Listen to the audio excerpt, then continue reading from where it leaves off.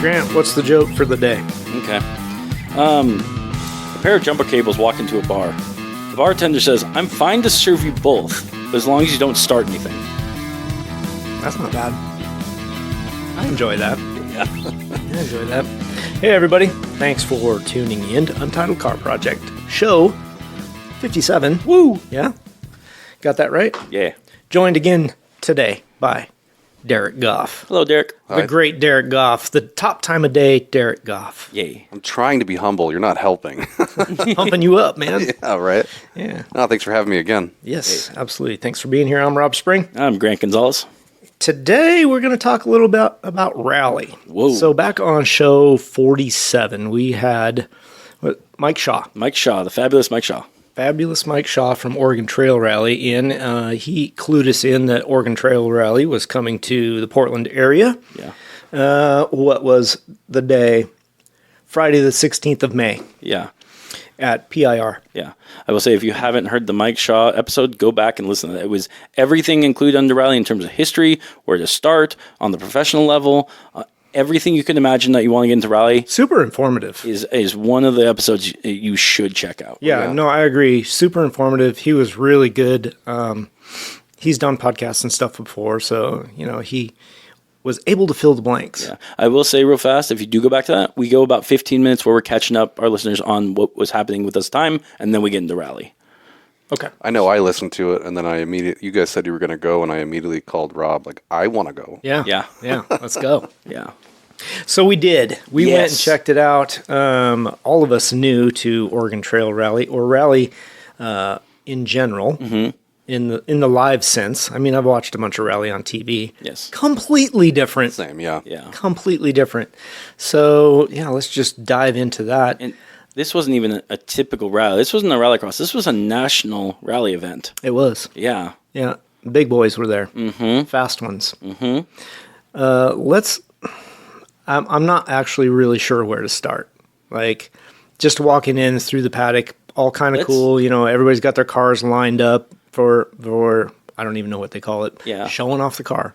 How about we start with, what was your guys' expectations first going to? What would you imagine this event was going to be like? Oofda. Well, Yeah, I don't know. So I had already heard about the open paddock Yeah. thing, so I was kind of expecting them to do that, where you can get up and close to the cars and check them out and that kind of stuff. I think one of my first impressions walking through the grid was, there is a large disparity between professional team yeah. and amateur racer. Yeah, for sure. And they were all there, right? So, professional team, think Travis Pastrana, because he was there. And, Subaru backing with the semi-truck and the whole thing. That car was pristine. Yeah. Looked showroom, right? Oh, yeah. A little further down the line, they start getting a little more tattered, a little beat up. These have been through a few rallies, and, they only replace the parts they absolutely have to. Right. Yeah. A little further down the line, you're like, oh man, that car's seen some action. It's been on the trail for a while. So I thought that was kind of interesting to see, because most racing events, especially professional, or where there are large number of spectators, because the paddock was full. There was a lot of people there. That kind of surprised me as well. Yeah. A lot of those, you go and the cars are just shiny and spotless and ready to go. They're, not showroom quality, but like car show quality. Yes. For a race car. That not so much the case. I will say the rally one team that did have that was the Subaru team. I was there watching as they were right up front, but why they were detailing the car right after the race and right before that. Yeah. Yeah, spit shine that thing. It's always looks perfect unless, he rolls it over or something. But It wasn't a Subaru team that did that, but, We'll get to that. get to that. Yeah. How about you, Derek? What's your impression? I mean, I really didn't know what to expect. I kind of assumed that there would be different places, to view from, to get a different perspective of different parts of the track. I mean, being to, any kind of racetrack, really, unless it's like a big oval, you can't see all of it, right? Right. It was like, where are these going to be? How is this going to work? Yeah. It was a little underwhelming. I was think. in the same impression. Like, the viewing area was limited. Yeah. And I was a little bit disappointed in that. I understand some of the reasoning why it was limited. Access to some areas was more difficult. Okay, I get that. But there was also areas where they could have had better viewing opportunity, and they didn't really allow that. I think also it was to our detriment. The best viewing angles was anyone who can get into a grandstand seat up high. Up high, yeah. And those were packed with thousands of people in there. They were. The perfect one was at the very top corner. I showed you guys. I was like, that's the one. You can see the most of it. And the dude was sitting down on his damn phone the whole time. Like, you have the best seat in the house. Yeah. Why don't you move? Yeah. You can go look at your phone somewhere else. Yeah. But I will say for me, so for preference, the track was at PIR, this Portland International Raceway. Yes. This stage. This stage of this weekend. Okay. Right. And for me, my first thought was, I was like, how are they going to set up this event? Because Portland's known for being a pavement track big one. And I was thinking, we also have a motorcycle track there. I thought part of that was going to be used. Yeah. And I was surprised that the motorcycle track was not used. Nope. And very little, if any, of the pavement track was used. Yep. But there was pavement involved in this course. So the way they set up the course was in areas that I've never seen actually used in PIR before. And that I thought was very interesting. As far as the off-road As far as the off-road sections going through, you know. Going to this, I assumed, because we know there was going to be an open paddock for going through, I didn't realize how close you can get to the cars. Oh, yeah. You can lean on them if you want to. I was, later on that night, I was literally down with most teams. I had one area where I was, found out I was not supposed to be, which was with the Subaru team. I was literally down there with the mechanics. And that was by accident. Guys like Limmy's like, someone with you? I'm like, oh no, I'm just here taking photos. He goes, you're not supposed to be here. And which was nice. He made that, it wasn't like, get out of here, scream. It was like, oh, okay, I'm sorry. You know, here's the shots I wanted to take because I wanted to share with your team, and here's our podcast. Very nice people there. There was not a single person there that was just like nose up in the air, like I'm too good for you. Everyone there wanted to tell you about their car. They wanted you to be involved. They wanted you to see, because everyone there was a community to go fast and do what they can to have their car best people, man. performance. Correct. Yeah, for sure. Grassroots, really. All of those guys started at the bottom. Yeah. You know, so that's kind of cool. Yeah. They get it. Yeah. And the other thing for me was I was expecting, and it kind of in some sense, was we were going to see Subi after Subi after Subi. Yeah. And the amount of variety of cars was very exciting. We saw from older cars from the 70s to Mazdas to BMWs to Fords to trucks, which we'll get into, was awesome. That's the one thing I don't like about racing, is when it's the same car over and over and over again. It gets boring, and it only changes due to the driver and their technique. This was now... Well, there's something to be said for that, too. Spec racing, that's basically what you do. Right. Yes. That boils down to the driver, but off topic. Go ahead. Yeah. The one thing I appreciated, which I was not expecting from first impressions, was in rally, you see all these videos where spectators are right up against the cars. Yeah. I would say we get a good amount of distance from the cars, but not enough where it's so far you're completely away, but not close enough where it's in a dangerous spot. The event coordinators definitely made it so that way that was a consideration, so that way you can be involved, see, and be part of the action. But if there was something to happen, you would be far enough away where, you're not in danger. Correct. Yeah. I mean, really, there was only one spot where you could get close to track that didn't have a wall between you, right? Yeah. I mean, Yellow banner. right. Yeah. But in even that, you weren't that close to it. No, and it was a checkup point Yep. for sure too, because they were kind of making a tight corner and then getting into the grass. Right. Yeah. So. That particular spot I thought was perfect for a grandstand, because a lot of people wanted to see that area where you transfer from pavement to dirt, grass, gravel. Right. Yeah. I mean, there were like 5 people deep. Yeah. Standing up along the tape, right? Yeah. For those that are listening, where the most of the track took place was the west side? Is that what that is? The far northwest is where most track took place? Yes. I will say one thing that I was surprised wasn't utilized is we could see in the distance there was a grandstand that would have looked over all that distance. Yeah. And I couldn't understand why it's not utilized, because it is so far away from everything that was set up, the pits and everything else. Just to get people to that position would have been a heck of a walk. You'd have to cross track. Well, that I think is the bigger thing, is you'd have to cross active track. Yeah. because of how they circled through the grass off-road area and then back onto the pavement. Is there no sky bridge like there is on the main straightaway? Not on that side. Okay, so the back straightaway does not have one. Right. Okay. But So, yeah, that would have been one of the best views in my opinion. agreed. There was a few spots I think that. But okay, so that gets back to the event itself. I guess we can start right at the beginning, right? Racing's supposed to start at 7:00. Correct. We walked the pits, ran into a couple of people we knew and talked to them. That was cool. David Dufresne, who was actually racing. I was super excited to meet him again. Yeah, I hadn't seen him in a couple of years. It was nice to see him. And And the side note, he's going to be racing autocross this year. He just finished his autocross car that's again. what he said. So Oh, that'll be fun. Anyway, we kind of wandered out to the northwest side of the track. Found a good place to watch. Racing started a little late. Whatever. First car right in front of us on the chicane ends up rolling the thing over in the corner. I mean, probably less than 75 feet away from us. Yeah, about that. Yeah. It stayed upside down. Yeah. Yep. Just landed on its roof. roof. Kind of spun in a half a circle. That was that. Blew all the glass out of it. Oh man. And it gives not detriment. What's the yay part? What's the word I'm looking for? I don't know. Strong. Yes. Roll cage in that car. Okay. Yes. Was incredibly strong because the thing's on top. Oh, yeah.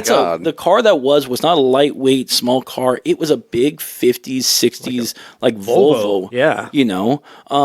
Round body, and that thing had flipped on top on the roof and had not crumbled or anything. It did not. Yeah. So great engineering, great safety. Yeah, perfect roll cage. Yeah, it did exactly what it was supposed to do. Correct. And every driver that also came towards that corner was enough and well enough to where to see that and slow down. Yeah. That I was a little weird. Yeah. Really? I'm gonna say it. I'm not poking fun or criticizing what they were doing out there for safety, but there was a guy in the tower at the end of the main straightaway that they were coming down.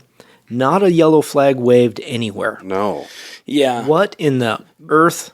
I mean, a couple of cars came around that chicane hot. Too, and then saw it and had to jam on the brakes while the car was kind of unsettled. I don't understand that. That is motorsport 101. Do you think it's because all those rally drivers, and we know this, have headsets in there for communication to the other driver, but B, hearing from what's happening in the station? But that's have a yellow and or a red flag. There still should be the visual cues. Because that's no excuse for that. We don't have any background on it. We don't know anybody. Yeah. Like we could maybe ask Mike Shaw at some point, like what happened there. That brings up a valid point. And we did talk about this on the rally thing. Let's just say you have a deaf or hard of hearing person over the radio. If there's no flag out, you have no indication. Or you're too in the zone where you're going, your adrenaline's going, you see nothing but straight line. Yeah. That's why you have the visual cues, right? The yellow flags. Not a single yellow flag came out. No. And, you had a couple of cars come up behind after he rolled over, the first two that got there, pulled kind of off the side of the track and got out to make sure he was okay. Great sportsmanship. Yeah. But now they're in danger because they're in the middle of the track. Yeah. No yellow flags, no nothing, nobody waving anybody down. That kind of blew me away. I don't understand what that's about. I was very surprised by that myself. Yeah. I mean, everything was fine. Nobody got hurt. Even the guys that rolled over in the Volvo, they were fine. Yeah. They got out, waved their hands, hey, we're all good. Yep. As far as safety, it was all good. There has to be probably a piece of information that we don't know. I'm sure there is. That's what I think too is but I still don't understand why there was no yellow flag. Yeah. That's and the just response basic. time was The response time was mediocre. pretty bad. Yeah. Pretty slow. But they also were being thorough for the track to make sure everything was cleaned up, driver was okay. Oh, yeah, but that's That just was getting safety to the accident. Like, Right. there was 10 cars in that corner before any safety vehicle showed up. Yeah. Like, should have been a yellow flag, should have been an all stop. Yeah. We got a car on its roof. Yeah. It didn't make any sense to me. Yeah. But again, we don't have the background. Yeah. Right. So that's why I'm not like going off negatively, I guess, about it. Is like, something we didn't see. Yeah. Yeah. But it doesn't make sense to the spectator's point of view, I guess, is the best way to put it. Sure. Yeah. So also the other thing bringing up was because we had that rollover, and again, this is I should have checked in on this. The entire race, all racers only got one lap. One lap. And we do not know if that was due to that rollover. No. Because talking to some of the racers, they said I expected a minimum of 2 laps. Oh, did they? Yes. That was what they planned for originally. Okay. But because of the rollover, me and Derek, I believe it was about Probably 45 minutes, an hour. hour, A good hour. for it to An clear. hour. And that's enough where I know if they had that they could have got their second lap in. But I don't know if it's yeah, due to that. Because Well, and only they were ran for probably- about an hour and a half, They were probably sound time limits for PIR. probably. Because And- what we shut down about 9:30, maybe. Maybe. I think it was earlier. No, than it that. was like 8:30. Yeah. Yeah, It was or 8 pre- or 9 9 o'clock. Yeah, and again, that was also cool because when they were on the track, it was starting to get dark. We had all the rally lights. I liked that. That That was was cool. cool. Yeah. Seeing that go through, Yep. you know. I wish there was more places to spectate for terrain transitions. Agreed. Totally agree that having the opportunity to see them do different things would be really cool. But I guess, bringing that up that they only got 1 lap, we went in a little bit blind, not knowing how this worked. Right. And upon reflection, after we left, I'm like, okay, well, it makes sense. A stage rally, I think, only get 1 shot at it, right? Maybe they get 2. I don't remember. I'd have to listen back to recall. Mike's. He told us all about it, but my memory shit anyway. So Welcome to gray hair, right? yeah, right. So maybe I was thinking, all right, well, maybe that makes sense. It's a stage rally. They get 1 shot at a best time, and that's it. Yeah. So it was over quick. It was. I was surprised. And so that was one thing I was kind of, because we only got 1 lap, or they got 1 lap. Okay. We had started watching the racers and going through, and I would say from the beginning, I noticed that not everyone was pushing their limits of what could possibly be their fastest lap. Seemed like it. Yeah. And I had walked away about halfway through the first lap, expecting there to be a second lap because I Right. wanted to go, okay, everyone's watching the cars. I can go into whatever's still in grid. I wanted to get photos and talk to whoever there just finished the lap, get some interviews going through. It blew me away by the time I was ready to walk back. We have crowds of people going. I'm like, it's over? It's over. What's going on? Yeah. Yep. You know? But the cars I did see, it was amazing. Yeah. You know? I mean, even though it was their first lap, when some of the people were really booking it, they were booking it. So I kind of had a thought on that. Again, not having any information. I mean, you could put that on silence. Not having any information about how the event runs, being new to live rally, Sure. right? I'm going to back out for one moment. Yeah, okay. Okay. David kind of said they were running a reverse field, so I think they did some qualifying test laps earlier in the day or something. He knew the track. He had driven it already. I mean, you would hope so. They have to have some kind of practice. They not just walk the track and then drive it once. Yeah, no, he had already driven it. So, again, don't know how all that works, and I wonder if that was open to spectator. That would give you an opportunity to see more of the track. Yeah, I guess you we got never to see qualifying. Yeah, we never found out what time gates open. We were just like, oh, racing starts 4. at 7, so let's get there about, I don't know, what time we get there, about 6. Yeah, 6 something, a little after maybe. But anyway, so maybe they have some practice, some qualifying, this, that, and the other thing. Yeah, because they have to set up the field somehow. Sure. And he said they ran a reverse grid order. So the guys that went out first were the slowest cars. Yeah. And I was watching these guys going, it seems like they're just doing a parade lap and like looking at the track. Right? No, I think they were going as fast as they could go. Yeah. And it's just the level from amateur to what you maybe expect in your brain and what you see on TV. Oh, these guys be going flat out, just pinning that thing off the rev limiter and pitching it around corners. Those first few cars weren't quite doing that. No. Where I thought they were just getting a sight lap, I think they were doing the best they could do. Right. Yeah. And good for them. I mean, a bunch of different interesting cars getting out there, getting after it. But then as more cars went past, they started getting a little faster, a little more spicy. They were throwing it into the pavement corners too, getting sideways and that kind of stuff. Started being caught by the car behind them. I thought that was interesting, and that would always be fun to watch that kind of thing. Right. So I think that's kind of what it was. It was the different classes. So Yeah. they looked slow. Your perspective from the sidelines versus being in the car, as we know, is totally different. Oh, it's just like autocross. Yeah, that's what I was like about to say. Because from autocross, you get in the parking lot kind of setting, it looks slow. Oh, it looks You dumb. get behind the wheel or in a passenger seat, and Totally you are different. blown away by even though it's 45 miles an hour, you're going 45 miles an hour in a corner that normally you're probably going 10. Yeah. You know? It's totally different for Yeah. sure. It's perspective, right? Yeah. But yeah, by the time we got to the end of the evening, which was, like you said, maybe an hour and a half worth of racing, Yeah. the cars were going pretty quick, and it was fun to watch them go through the dirt and that kind of stuff. Yeah, doing that hairpin in the grass back Yeah. there, and Yep. that was pretty neat. Yeah. The trophy truck was cool. That was cool. Just one Ford Ranger trophy truck, Oh yeah. but it sounded gnarly too. I think that was the best sounding one on the track. Oh, I agree. 100%. Yeah, he had some kind of V8 going on in that thing, but LS. yeah, LS swapped Ford Ranger. You bet. LS the world. Yeah. I thought that thing was really cool. That I'd thing's like to sick. see a whole pack of those things going out there. Hell yeah. Yeah. That'd be great. That'd be awesome. Yeah. We'll have to make a race or make it out to a race of that. Yeah, I don't know where the closest they do those on-off road with the jumps on the tarmac and stuff like that. Oh, it's gnarly. I've seen it on TV. Yeah, me I too. want to see that. Never been. Yeah. So, did you guys talk to any of the drivers that were on the course at all and ask what they thought? David's the only one I talked to. Okay. And that was pre-run. Yeah, that was pre-race. Okay. I got to talk to a few drivers in the paddock and see what they thought about like their laps and going through. Yeah. A couple drivers were saying that one of the hardest one was the northwest section of it, coming into a quote unquote turn, a 1 and a 2 turn, or 2 and a 1. Yeah. I'm still. So those are slower turns. Like, if you've ever played any of the rally games, you know, they give you a speed reference, I think is the best way to call it. You know, so a 1 is a pretty slow turn. Yes. A 2 is a little faster. A 3 is, you know, and I kind of, in my head, I'm like, first gear turn is a 1. Yeah. You know, second gear turn is a 2. So that's kind of the way I reference it in my own head. I don't know if that's even remotely correct. Yeah. But that's right. Yeah, but that's kind of how I visualize it. So that was one that was challenging. David had told us that he believes, because he has raced a PIR before, Yeah. that the most challenging part of that course is there's a section where there's a bridge.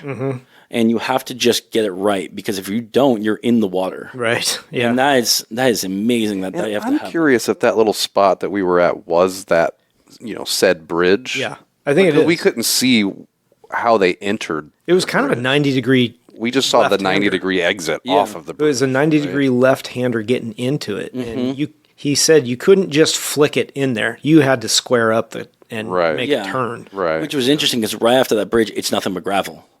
But they were No. they ran it on pavement right It was there. They pavement. went around the gravel. I mean, I'm sure there's pea No, gravel well, it on went- the asphalt. Yeah, it went pavement, but right after that, after the bridge, you're in the gravel. They didn't go in the gravel though. No. No? I No, thought that's they what- went around it. I was thinking they were yeah. going to go through it too, but they Yeah. went around it. They did. And checked up and stayed on the asphalt Okay. until they made it to the grass. Because I thought Yep. that would have been an awesome transition spot. Oh, it'd Yeah. been Making cool. that 90-degree turn on They'd have been asphalt sideways the and then entire time. immediately just hitting. It was big, loose gravel It was. too. I was like, that's going to be an awesome spot. Yeah. Yep. Meh. Oh well. I know. Yeah, they used pavement and just checked up and made a Yeah. left-hander. Yeah. And speaking of payment, that was so out of all the drivers I talked to, that was the biggest thing people were telling me about. Was every rally driver was saying the most interesting part about PIR and the hardest part to master was the asphalt, the pavement, Interesting. which I honestly thought that would be the easiest part to go through. Well, so those rally cars, something I noticed walking through the paddock is they're all running Hoosier off-road tires. Yeah. Correct. Those are not going to handle that well on pavement. Correct. And probably, this is a guess, all the pavement sections are a little bit different. Now, when you're on the racing surface, that's pretty standard tarmac, but then they get off into parking areas. It's a little more chewed up and pea gravelly. And so I could see the transitions just being different and hard to get a hold of all the different surfaces. Well, I mean, we autocrossed in that North Paddock. Right. And, It's terrible. firsthand experience. Yep. Yeah, that asphalt's not great. It's Yeah. it's Yeah. broken up. It's uneven. Yeah. So I mean, I could definitely see that when they're going on pavement, but they're not on track, right? Yeah. Yeah. And for the drivers, they were saying was most time it's like as soon as you hit that, it's squirrely. It feels like ice. The back end wants to go, yeah. which to me was the most interesting, because when you're rally driving, when you're in the gravel, in the dirt, that's what you expect. Right. And so if you're saying the car's handling that on the pavement, I'm kind of surprised that a lot of that was the most challenging, because I feel like that's, as a rally driver, what you need to adjust and get ready for. Yeah. I guess you could kind of chalk it up as like, okay, you're making a hard turn and your car's pushing, right? And you're kind of doing a controlled push. Yeah. versus when the tires let go. Mm-hmm. So those tires are made for that off-road terrain, so you kind of get that controlled push, and maybe they get that snap, Yeah. on the Could pavement where it'll let go if you're not. Or they're concerned about, like the guy that rolled it over, those tires grabbing Yes. and getting it up on two He wheels. got up on the Yeah, he hit the apex inside thing curb. or whatever. Yeah, the curb. And I wanted to talk about that. So, because rally, you're used to jumping, you're used to different terrain going through that. Yeah. But when you do land, you're typically on a softer type material, which your suspension and tire adjust for that. Yeah. Where that rollover happened was at the chicane after Yeah. the straightaway. Yeah. And the best way to do it for time is to cut that corner, Yeah. get up on the side, and go through it. But the problem is, once you're over that, your car doesn't land on the soft thing and adjust for that and soften it. You're on asphalt, on hard thing. And I think not just the classic car on top, but we saw multiple cars when they hit that, it was looking like we might see a couple more rollovers because everyone hit it and the car's bouncing. Is it going to tip over that edge, or it's going to roll, or is it going to stick and keep going? Right. It's kind of like the outside tires grabbed into it, and that was unexpected. And that car already had quite a bit of body roll. Really did. Yeah, which you need, So he was kind of the rolling, suspension travel. and then he hit that curb, and it just kind of Whoop. Yeah, that was... It was almost slow motion, too. It was, Yeah. really. And we were looking right at it. Yeah, I was so glad I was looking right there. Me 'cause- too, yeah, right? She was like, oh my. Because here he usually goes. for me, it's like everybody's like, oh, and Yeah. you turn around, you're like, oh shit, I missed Missed it. Yeah. I will say, because when we watched that, I think it was like on the edge of recoverable or flip over. And if he would have recovered that, that would have probably Oh, that'd been been epic. the talk of the year. We were all waiting in anticipation, like, which way is it going to go? I know, Yeah. yeah. He's up on two wheels. It's kind of like that last shot clock moment at the end of a basketball game. Is it Yeah. going to go in the hoop? He should have turned his wheels to the right. Maybe it would have thrown him back. thrown him back. down. Yeah, no doubt. You know? Yeah, that was pretty cool. But I think you're right. I mean, those transitions, like they're just maybe not sure how their tires are going to react. Sure. And I think from talking to Mike, about the stages they have like over in Eastern or Central Oregon, and that kind of stuff, they run a lot less paved sections. Most of it's gravel roads, fire roads, dirt fields, stuff like that. So, and maybe that's more common. I know that they run some pavement on different stages. Maybe not around here, but when you watch it on TV or whatever. Right. So, but maybe it's less common. They don't run a lot of pavement, so getting used to that surface is different. Yeah. The other thing I wanted to say was because of the different types of pavement and terrain, I was expecting, all-wheel drive cars to be dominating, but it felt like because the pavement was there, everyone was on a more even field. Yeah, maybe. In some regard. I mean, I never saw any of the times, obviously. But it looked like, near that. where the amateur, or not amateur, but the novice class was, they were all about the same speed. When you got the fast car, they're all about the same speed. It doesn't matter if they're front-wheel drive, all-wheel drive, they were about I see what same. you're saying. Yeah. You know. So the mechanical of the car didn't make as big a difference as... Correct. Yeah. I would assume, and maybe I shouldn't, all-wheel drive, you would really think would dominate it. Yeah. Just like, even if it's just in the dirt sections, better traction, better acceleration, that kind of stuff. But Yeah. It's more fun to drive that rear-wheel drive, though.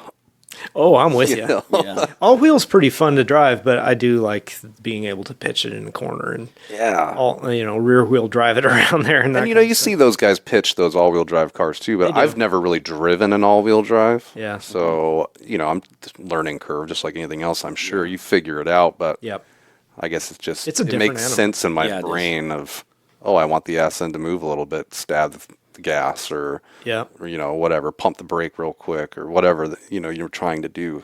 And I'm sure that it's all doable in an all-wheel drive. I just have no idea how it works. Yeah. Aren't those all-wheel drive, especially in the race setting, rally, whatever, can't they adjust electronically where the bias is? Like Yes. You have, so I you would have, imagine, yeah. you can have more, 60% rear, 40% front versus, or even more if you wanted to. Well, what's interesting is, say if you're running on a team and you have multiple cars that have that ability, the first driver that goes is going to be able to tell the second driver, don't do this.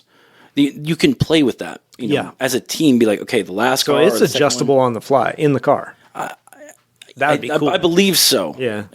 But even if it's not, brakes for sure. let's say even not, you've got your car set up as a team. You have 4 different cars. Yeah. The first driver can say, hey, this didn't work. Switch it now. Get this going. Second driver goes, this does or does not work. Third car, we got it mastered. Let's go put some times down. Yeah. Yeah, potentially. Yeah. So then I guess where's the strategy in that? Do you throw your fast guy out first, or do you sandbag? Ooh, that is interesting. I don't know. And is that Who's ahead in points? Something that's common? Mm-hmm. I mean, well, if they have to run any kind of qualifying, you don't have that option. That's very true. Yeah. So they've run out. They've done some practice laps, site laps, whatever. They got to lay down qualifying times, whether that's 1 or 2 laps, however they do it. Right. They're staged on that.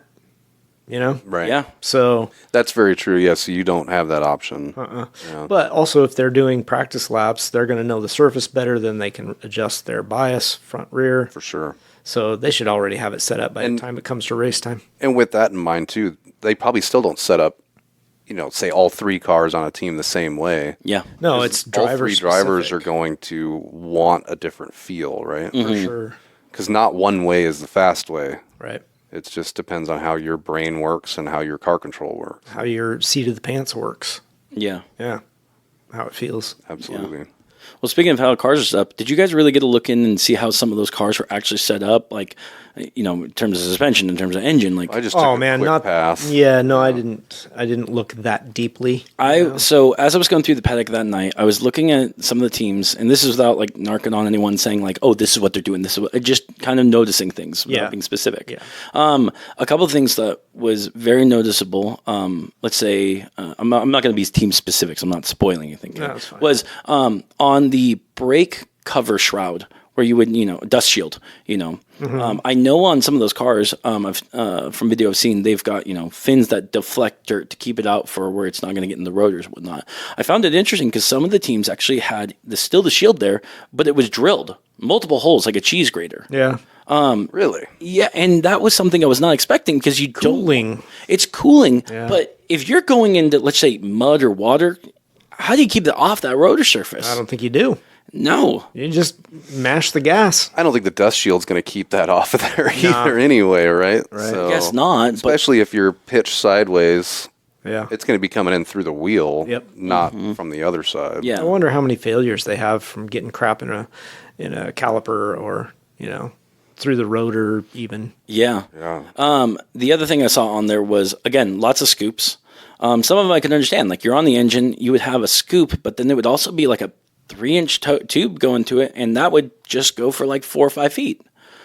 Explain what you mean. Scoops, air ducts? An air duct, like on the front, where, you'd assume one is. Okay. What's it called? The lead. And like on, let's say, a standard Subaru, your intercooler's right there, Yeah. your air intake's going there. Mm-hmm. There would be secondary scoops on there, and they would still go in somewhere in the car. I didn't pay attention where they go, but I was like, I figured maybe that's to the driver. Could be. But again, that would also come to another common thing I would see on a lot of these cars, where you'd have a roof-mounted scoop, and that I believe, from looking through where the hole was, it would go straight to the driver. Yeah, because they're not mid-engine. Right. That was the other thing. I was very surprised that there was no mid-engine cars. I was like, come on, let's see one. That would have been the event to have one at. Well, some of those roof scoops too are made to direct airflow down the back window so that it hits their spoiler. Now, I didn't really see if that's what you're talking about, but kind of like, what do they call those little deals they put across the roof too? It does the same thing, so that it actually directs air toward your wing rather than just shooting over the top of the roof itself. Yeah. Mm-hmm. So I don't know. Yeah. Yeah, that's the interesting part about walking through the pits and looking at each car, and especially if it's a motorsport you don't know a lot about. Yeah. There's a lot of magic going on in there. Everybody's trying to do their own thing, and what works and what doesn't. It's neat to look at and speculate maybe on what's going on in there. That's one of the things I love about the show, is that we get so many varieties of motorsport and builds and stuff that we get to see and be part of. Yeah, I like that. No, pretty cool. Yeah. I was also going to say that in terms not just of all, I brought up like for what people did to some of their cars, the repairs. That was interesting. I'd walked over to, again, the Subaru tent, and I'd watched guys with sledgehammers bending back their hood just trying to get it perfect. And I thought it was already looking decent, but they were really going at it. There was people that I would see that be zip tying their bumper. It was on there, but part of it's cracked. They're like, okay, we need to get it zip tied so that way it can force a little bit more air this way and stuff.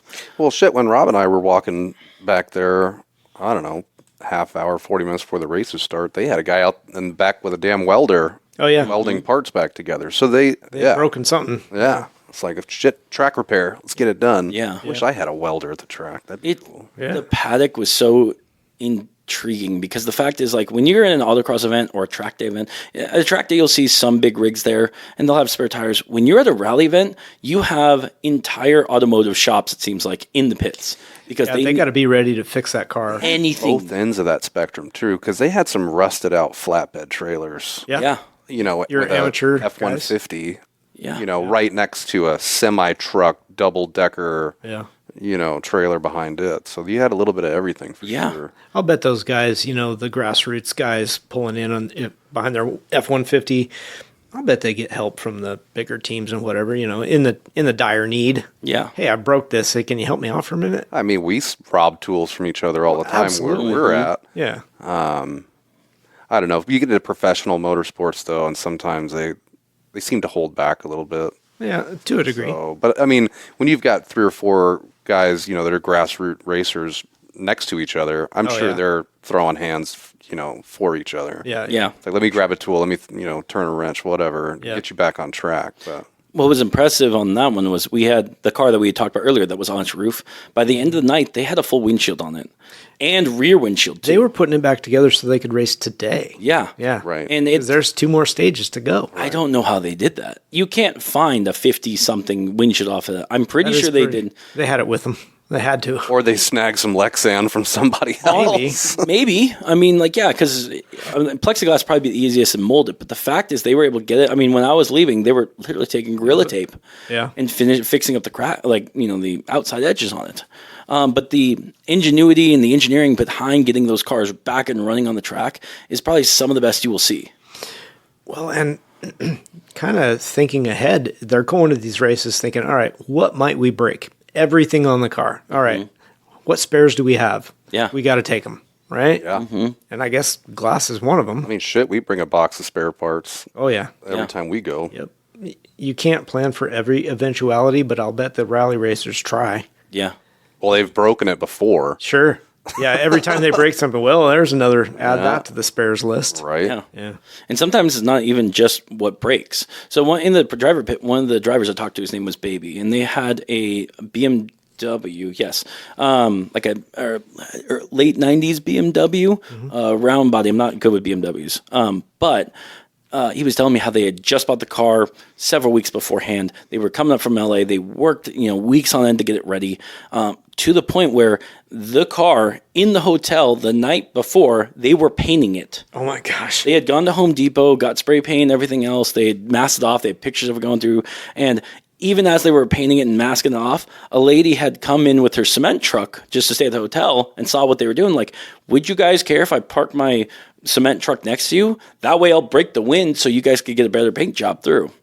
You know? And it turned out amazing looking. These guys were full of tenacity and ready to go.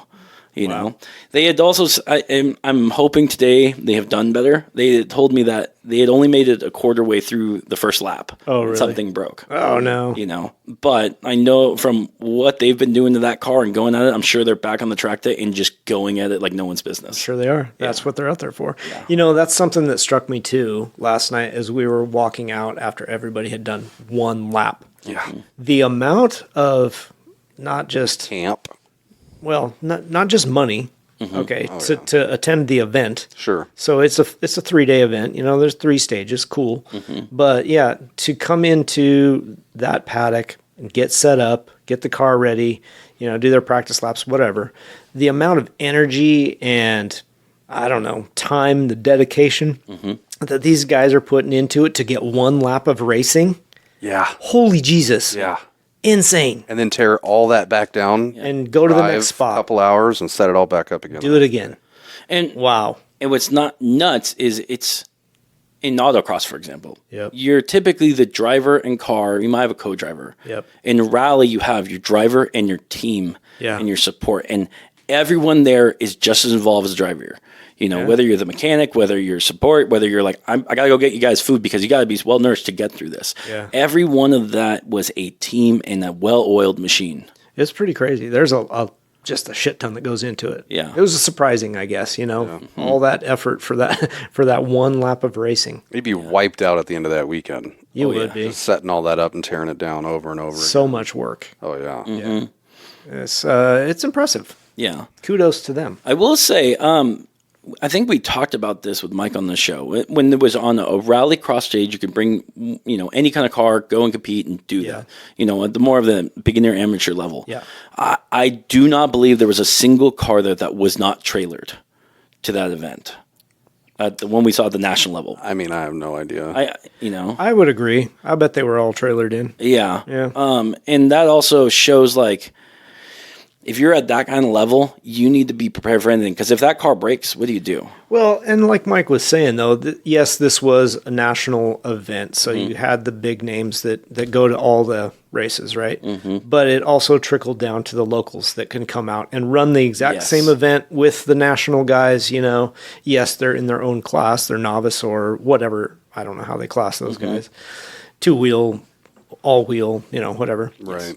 But it's everybody. So you got the local guy that wants to go do rally, and he does locally as much as he can, but he's not driving to, Minnesota to go do a rally. Right. Whereas, when Pastrana packs up, they're going across the country to go do another one somewhere else. Mm-hmm. He doesn't ride in the truck. No, he flies, but the team. But right. It would be really neat to show up at an event like that and be like, oh, what'd you guys do this weekend? It's like, oh, I went racing, and guess who was there? Like, Right. I was actually racing with On the same track. that somebody, other people are going to know from TV or whatever. Exactly. Right? It's like, wow, that was pretty neat. Yeah. So That's pretty cool. There's so much into it. I don't know. At one point, Grant's like, we need to do this. And I'm just chuckling to myself.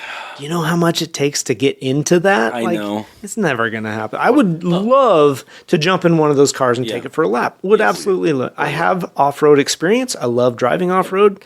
Would love to do that. But you can't just get your own car. You can. But I'm so invested in my other motorsports, I cannot get there. Yeah. how much do you want to take away from what you've already dumped piles of money into to go try something else? I mean, the experience would be awesome. Yeah. Well, we've talked in the previous, or on the Mike Shaw episode, that you can rent a rally racer and drive with a team. But my thing is, after seeing that and seeing the camaraderie, is if you're renting a race car, are you truly getting the same experience? No, you're getting a surface level, Yeah. arm's distance experience. Yeah. Still be fun. You're on the track, great. Yeah. But as a person that's invested in that car, that's with the team, that's wrenching on that, getting it going, Completely different. a whole different There's experience. a sense of pride, Yeah. right? Yeah. But hey, if it's not super expensive and somebody's going to let me jump in their car, I'd be more Sounds than happy fun. to pay that rental fee. I know. Right? I think it would be pretty cool to try it. But Yeah. I mean, I still want to go to Dirtfish, so So do I. Well, That'd you be a guys rental. You guys should just sign up. We'll do a Groupon. I There mean, you go. if you're willing to sponsor my entry fee. I said nothing about that. But speaking of sponsorship, the amount of livery that was on those cars and stickers and everything, that was super cool. I think everybody out there probably has sponsors, and they need it. Yeah. Yeah.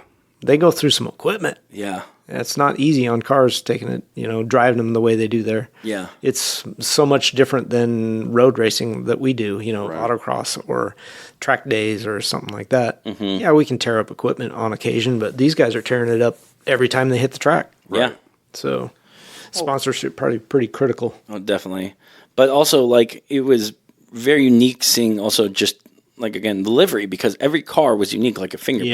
Yeah, very, you very could true. tell it wasn't, okay, white BMW, or Subi. It was, even if that was the case on some groups, It was, yeah. you could tell who's driving what because of, the paint scheme, the stickers they've got onto them. Yeah, if you're in tune with that series, you could definitely pick out your favorite drivers and that kind of stuff.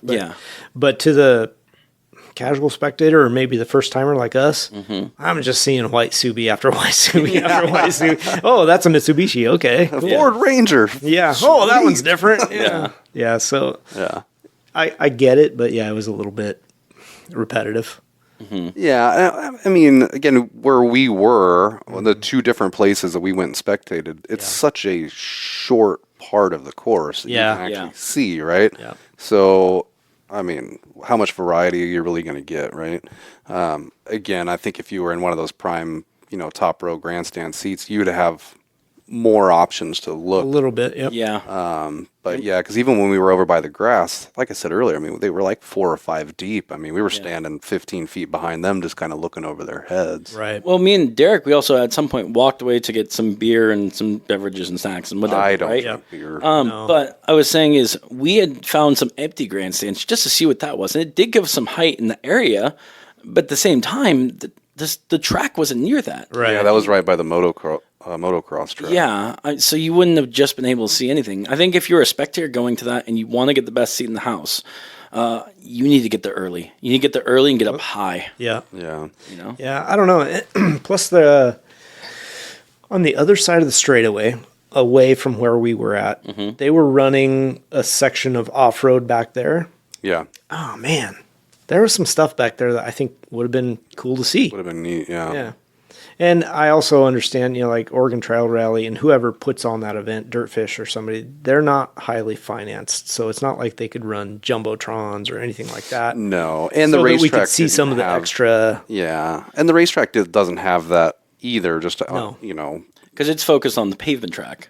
That's what PIR Well, they don't have even that. the pavement track, they don't have all that, technology and Correct. equipment No. on site. You'd have to cart all that crap in. Right. Yeah. And usually it's whatever affiliation is renting the facility, say if it's F1 or, Yeah, they'll or not supply their Formula 1, but own. FIA, NASCAR, NASCAR, Indy, they bring all their own stuff. Formula E. Yeah. Yeah. I will say, though, with that being said, even though if you're not getting the best spot and view to see it, Yep. I don't know about you guys if you noticed this, but most of the cars had the quote-unquote PlayStation View GoPros on the back. I was thinking about that too. It'd be cool if, and maybe they do have it and we just didn't know, but if they had some kind of live stream, either on YouTube or a Facebook live stream or something to where you could get a little bit deeper into it, either following your favorite driver and what they're doing, that'd be cool. Yeah. Well, they had to have something because they had the drone Yeah. chasing But that could be cars for through that later. one spot. It might be. Yeah. Yeah. But yeah, there's so many options for live streaming stuff anymore that it feels like they could have done that on the cheap. Yeah. And who knows, they maybe did. Yeah, maybe. We just didn't know. Yeah, yeah. Because, I mean, if that's a website, like, say, if you go and say, I don't know, nationalrally.com, whatever, and you can literally click on who's racing, their GoPro is already set up, and you click next for next lap and just watch every driver. That'd be cool. that they're going through. Yeah. Yep. And maybe, yeah, like I said, maybe they have it. Mike, if you're listening to this, I'm sorry. Yeah. Come back on the show. We can talk through it. Yeah. 3 dumbasses that just showed up like, hey, Yeah, there's a rally race. Well, yeah, you got to kind of, I mean, that's our first time perspective of it. Right. Like, this is what we saw, and not knowing anything coming in. How many other people didn't know anything? They're just like, oh, there's a what? Okay, I'll go check that out. Yeah. I don't know. It's kind of cool. Yeah. I did kind of want to go out to, I don't know, were they in Grass Valley today? They were in Goldendale. Goldendale. Right? Yeah.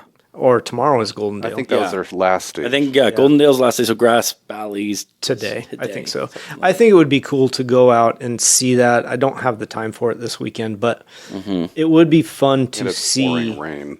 Well, honestly, that'd be kind of cool. That was one. I can dress for that. Yeah. I didn't bring that with me. No, but I mean, if you know it's going to happen. Oh, yeah, for I mean, sure. out in the mud and stuff, I think it'd Yeah. be kind It of would be fun cool to to watch. watch. That I wanted to bring up because it was, I want to say today was probably one of the wettest days we've had this It's year. dumping. Just dumping. And if they're running in that, which we know they are, Yeah. I can't imagine like the amount of skill it's going to take, how it's going to adjust the car on the fly. Yeah.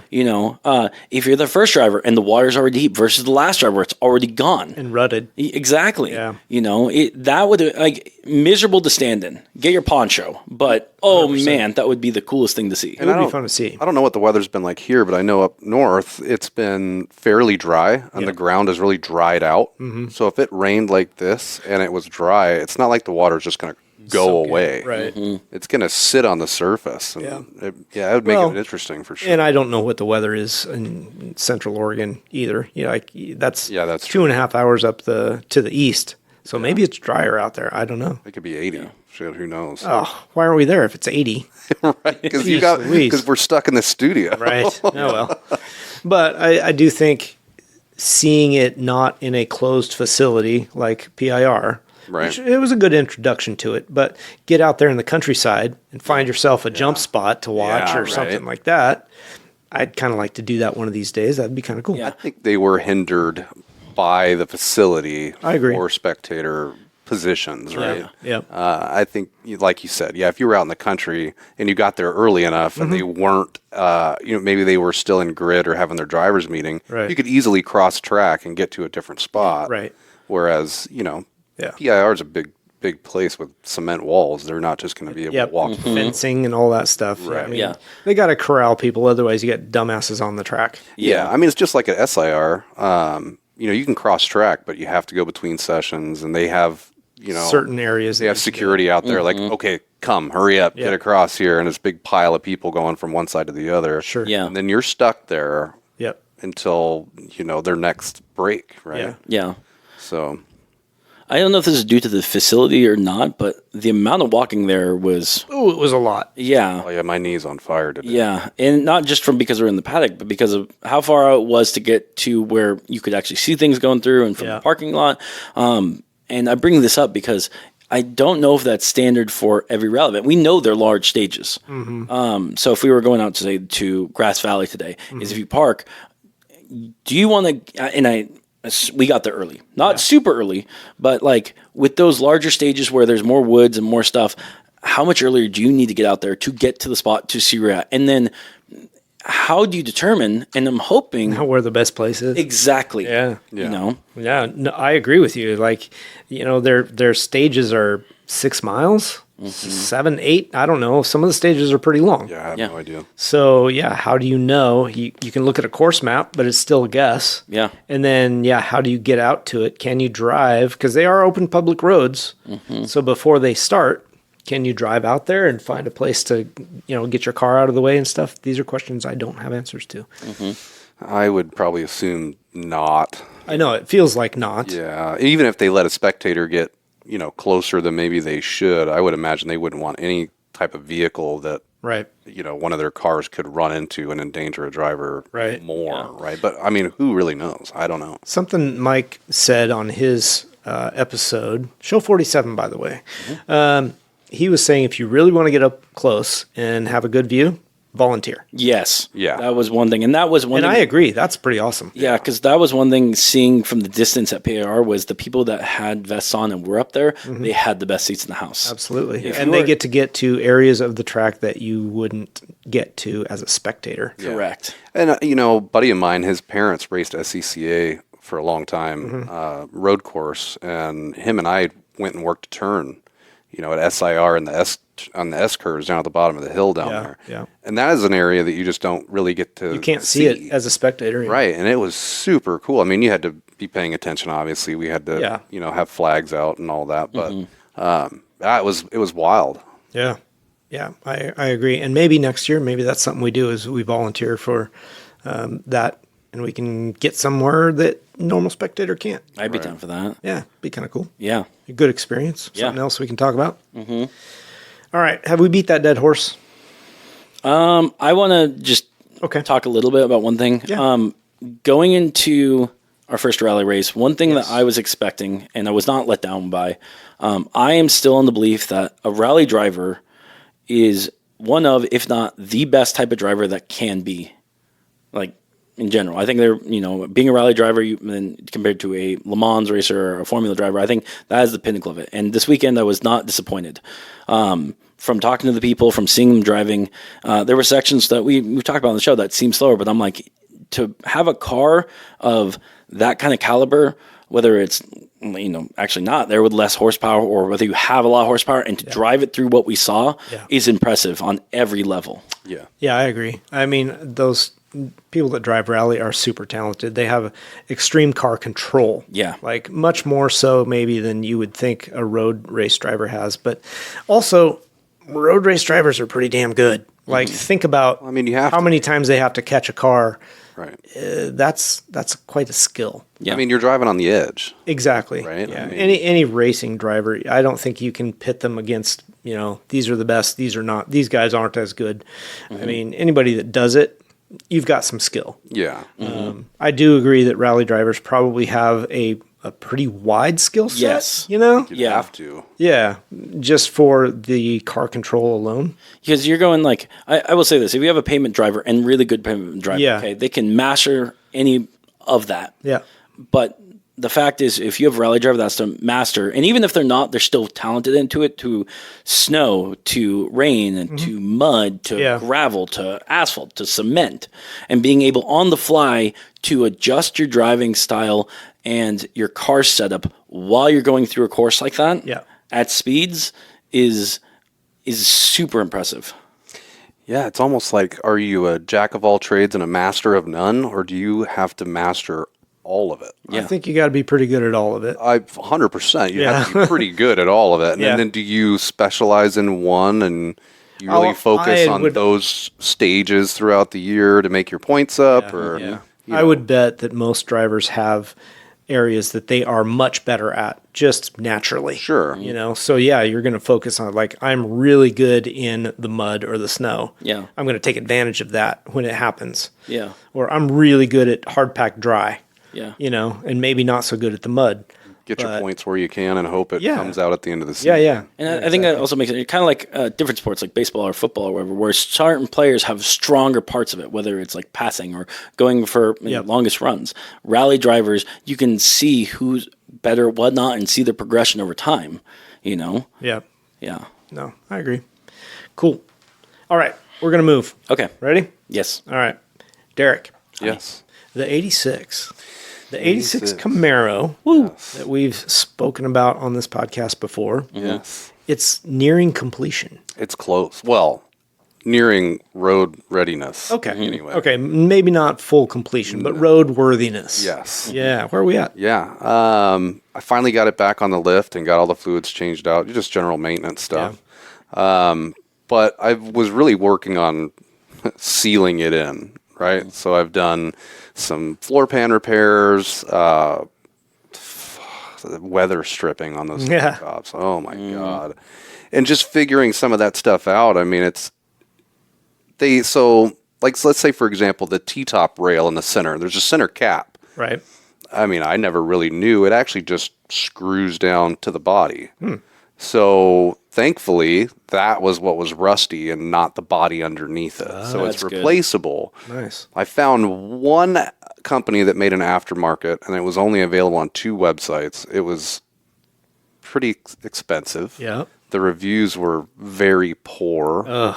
The photos that I saw, in some of the reviews, it didn't look very good. Yeah. And then when I went back to kind of look at it again, because I waited, held off to think about it, and I went back to look again, and one of the 2 websites that had it pulled it. It wasn't even on their website anymore. Oh. Which didn't bode well, I would imagine, right?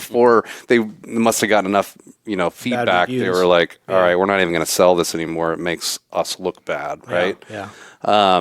So what I ended up doing is I found a guy.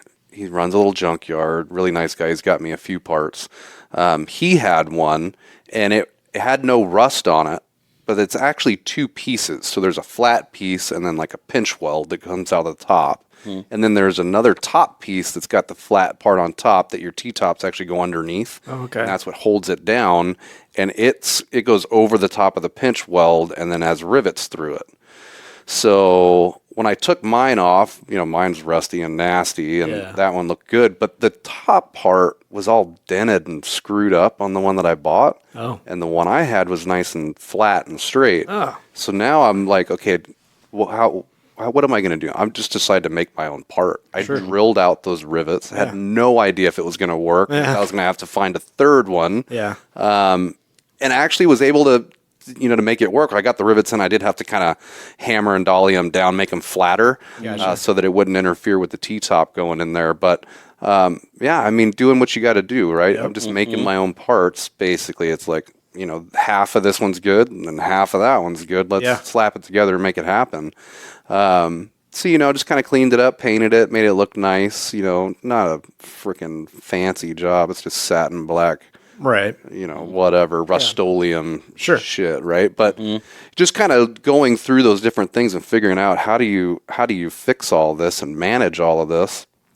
And then I put the carpet in, I got the console back in, and the console's carpeted, and now the console carpet looks like shit. Really? I have brand new, beautiful black carpet that I put in there. Original console. And it's an original console. Yeah, I gotcha. So trying to figure out, and my kick panels were that way as well up in the front. And what I ended up doing with the kick panels is I actually stripped the carpet off, and I took scrap carpet that I cut from the door sills, and I actually made my own template and glued Nice. new carpet to the kick panel. And there is a seam down the middle, so that I had no pieces big enough to cover the whole thing. Yeah.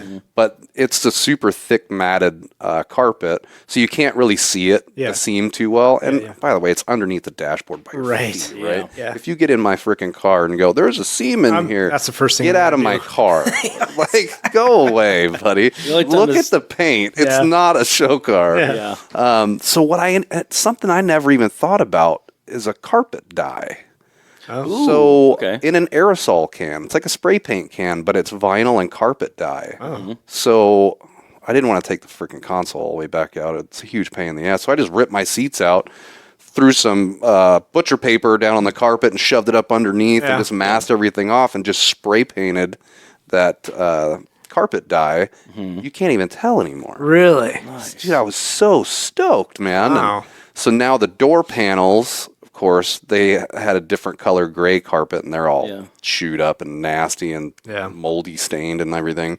And my buddy Grant over here drove down, golly, that was several months ago now, February maybe. He's like, it's Oregon City. And I'm like, okay. Yeah, he said it was right off yeah. the Oregon City exit. You had texted me about that. Yeah. And apparently it was not right 20-minute off. drive turns into about an hour and some change. Oh, yeah. One way. Where was it?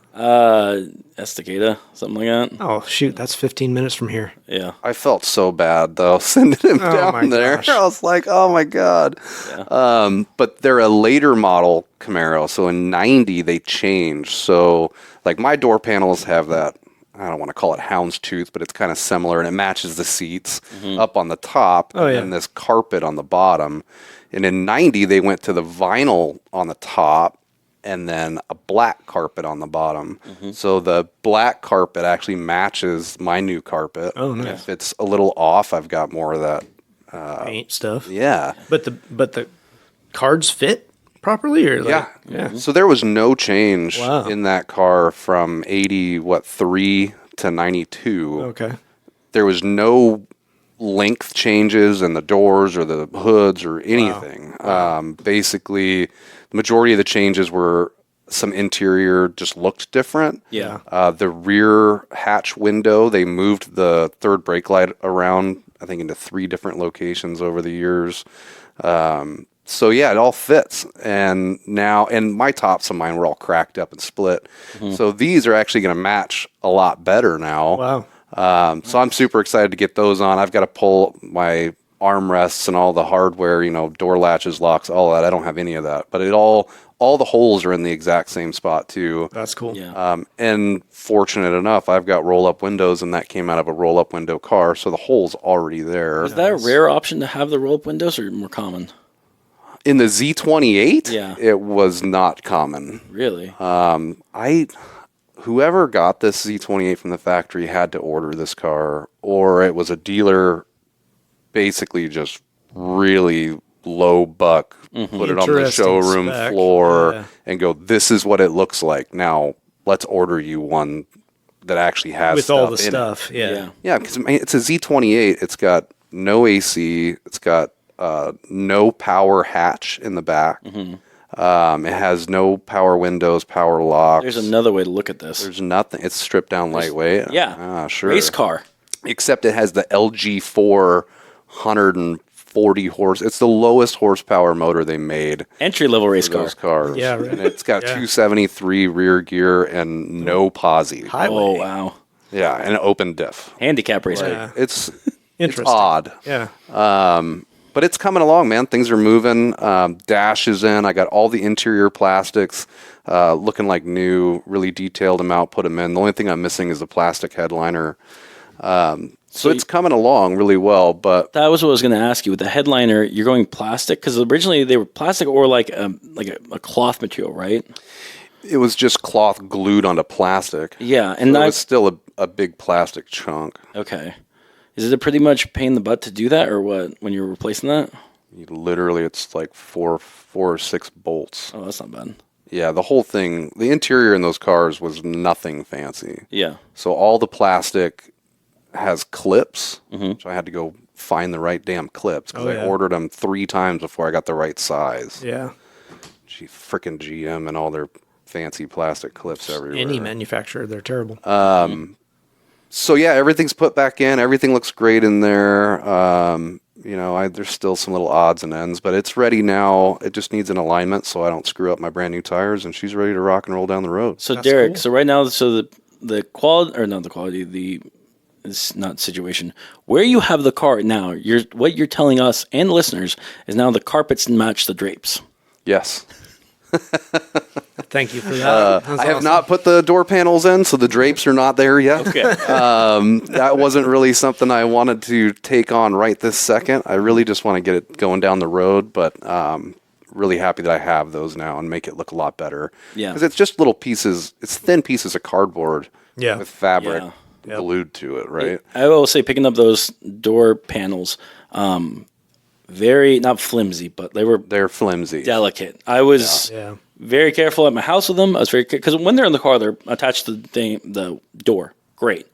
By themselves, no moisture get near them, and make sure you don't put it where they're going to fold, because they felt like cardboard. Yeah. It is. It's just super thin cardboard. Yeah. Like a thick, it's super thin and some kind of thick cardboard. Yeah. If that makes sense. So, there's not much to it. But once I get those off, I can change up my window felts. That's the only other thing I need to do to seal up, make it watertight. And the rear window. So in 80, I think it was 85 and 86 are the only 2 years where the third brake light was mounted on top of the glass. Mm-hmm. On the outside. Yeah. Oh. And you can't buy the weather strip to reseal them. Mine was loose, and there are these little tiny Torx bolts that they were stripped out. Sure. So I basically drilled it out and it just destroyed them to get it off. Yeah. So now there's 2 holes that are about the size of a nickel in the glass. Oh. So I've got to plug those up. Although I do have an 83, I believe, rear hatch in the barn that's got good glass. But the body panel on it's shit. If I decide to do it and take on the Endeavor, because that's a heavy piece of glass. Yeah. And it's way too wide to like grab it by yourself and just pick it up. Yeah. And especially because it's all curved like that, I'm afraid to put too much tension on it, trying to squeeze it together so I can pick it up. Yeah. Or I'll pop that safety glass, Yeah.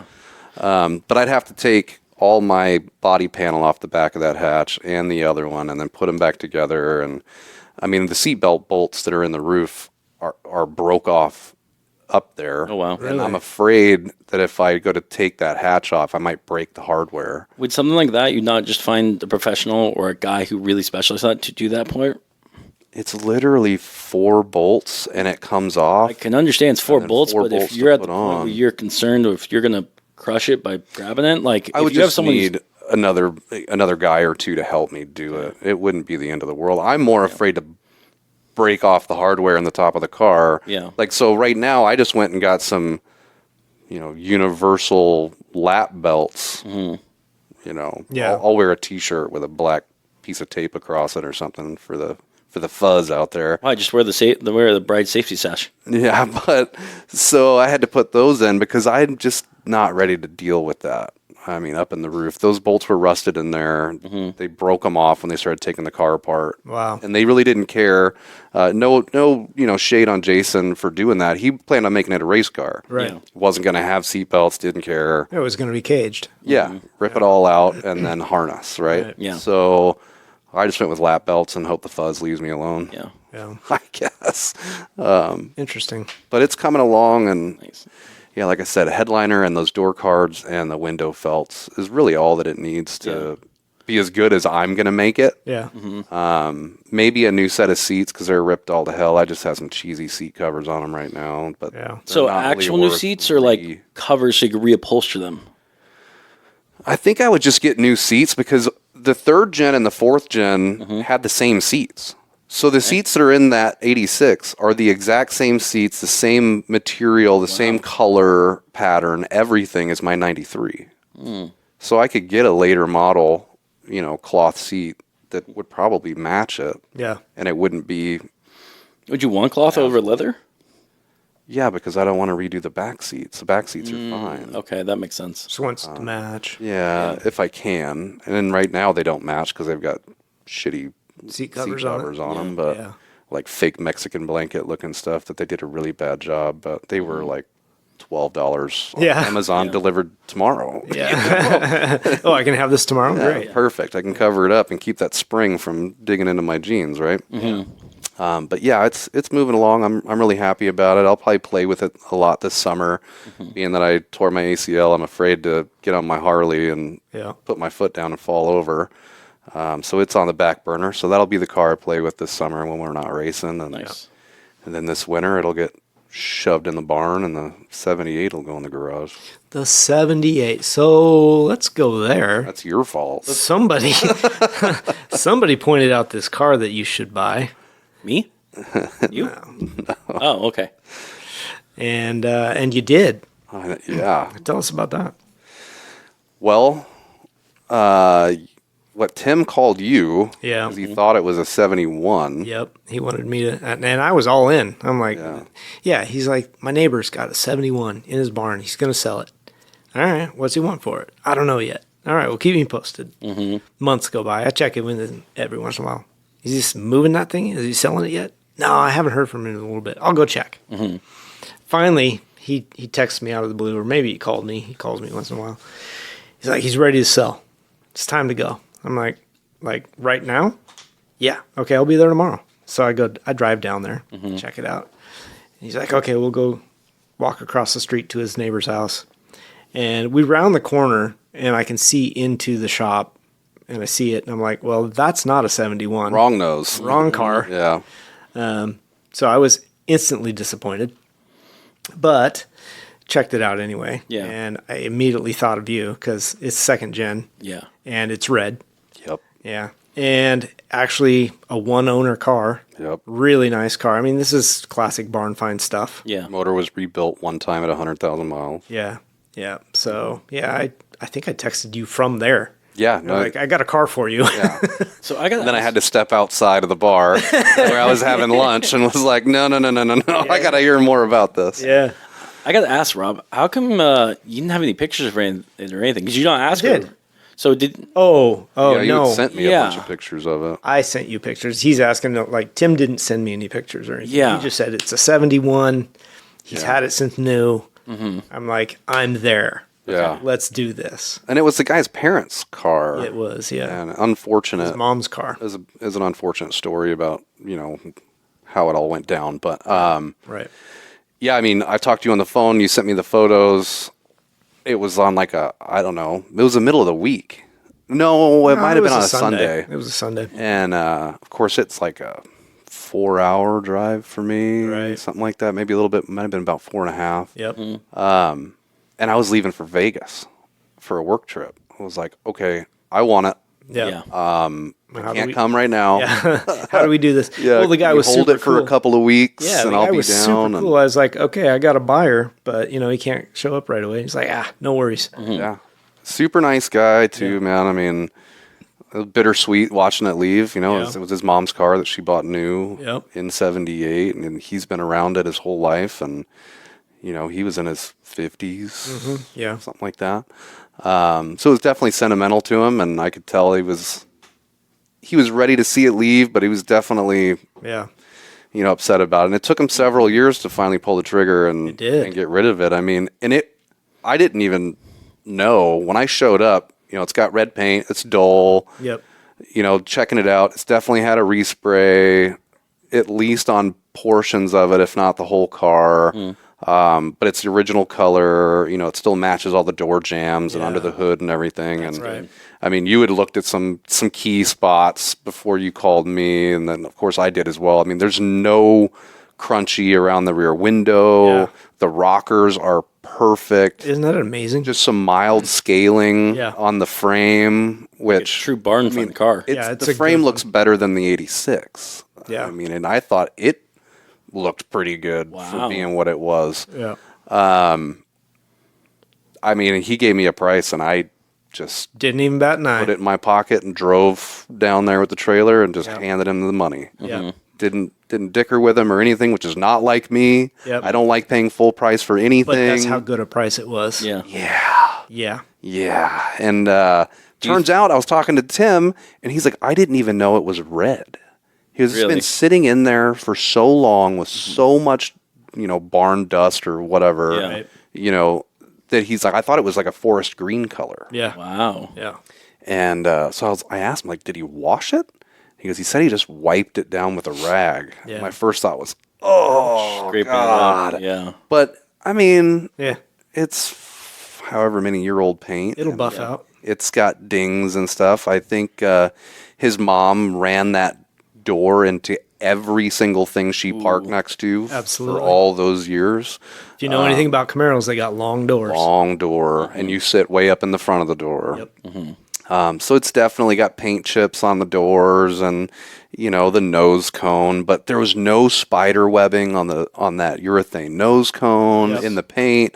I mean, it was immaculate. I mean, all the classic rust spots where they always rust out, like I said, behind the rear window and the rockers, behind the front tires, none of it. Yep. No, it's super good It's condition. a super nice car, and he did say that, the engine needs to be refreshed. He also said the last time he ran it, there was a bunch of white smoke coming out everywhere, but I mean, he couldn't even remember the last time he put gas in it. Wow. Like, it's probably just old gas. Yeah. Right. I mean, I've had that happen before. I mean, first thought with white smoke is a head gasket. Right. It's who knows, right? But I mean, everything looks good. He did say it had a massive oil leak, and the power steering fluid comes out as fast as you can put it in. But I pretty much just put it on the trailer, drove it home. I cleaned the interior out really nice because it was pretty mildewy and nasty, and it looks really nice on the interior now. Started making a short part list, opened the hood, and I know exactly where the oil leak is because the China wall in the front, the rubber gasket spit itself out of the front, which is why you shouldn't use those rubber gaskets. Right. Use RTV, just throw those things away. But that's obviously where the massive oil leak's at. And then, honestly, I just winched it right off the trailer into the barn and put a cover on it and closed the doors. Figured I need to finish the 86 before I even dive into this thing. Yeah. It's a great find, though. That car is a great find. I mean, I was casually looking for one, but wasn't even really looking to buy yet, just looking around for them. And then when you called me, it was like, if I have room in my barn, if I can clear out enough, I was out there with a tape measure and online, like, what are the dimensions of this car? I'm out there with a tape measure, like, can I make it fit in here? Because my wife told me I'm not moving out of my garage parking spot. Yeah. I said, that's fine for now. There will be an argument later. Yeah. But I was like, if I can make it fit in there and just put it away, it's worth the money because I'll never find one even close to that for that price. So from one barn to the next barn. 100%. Yeah. But it's a Z28, too. It is a Z28. Yeah. So what made a Z28 special different from the standard model of those years? Trim package and performance package. Yeah. Okay. So what does that entail then? As someone who's not accustomed to Camaros and Chevys. Is that one a 350 or 305? It is a 350. Okay. There you go. So that's a big part of it. Yeah. Plus, it's all original numbers matching car. Oh, wow. Yeah. Okay. Original motor, Yeah. original body. Yeah. Original wheels? Yeah. Yeah. Okay. It's got the red. Red rallies. Yeah, it matches the paint of the car. It's a gorgeous find. It is. I mean, you don't come across that stuff. Yeah, I do want to find like an 80 front spoiler. 80-ish. They didn't make them in the 78. For the lower lip? Yeah. Yeah. Like the chin spoiler on it. Yeah. Mm-hmm. I want to find one of those and put it on there. I know it doesn't come with the car, but that's It what I would look want. good, though. Yeah. Yeah.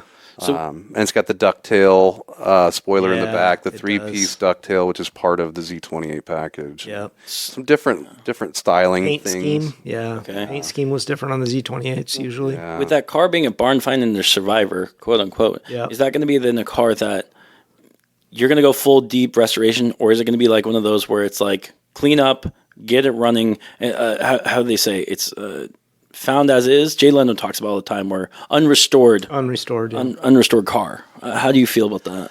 I absolutely despise body work.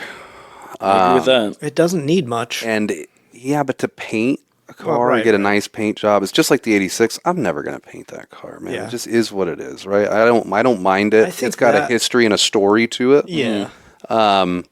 I think the 78 will actually clean up good. I'm going to try and buff it, cut and buff it, Yeah. see what happens. Yep. I'm never going to fix all the dings and all that because, Sure. again, I'm not going to repaint it. But if I can just cut and buff it and make it look as good as it can without painting, great. And then all the bushings will be replaced. Yeah, that makes sense. I'm And sure. even if I keep the motor, which I won't get rid of the motor, I'll Yeah. keep it even if I don't keep it in the car because it's the numbers matching for that car.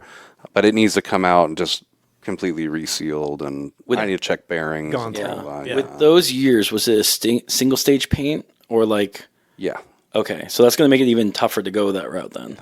But at the same time, if you can pull it off, you still keep the thickness of it and still Right. get.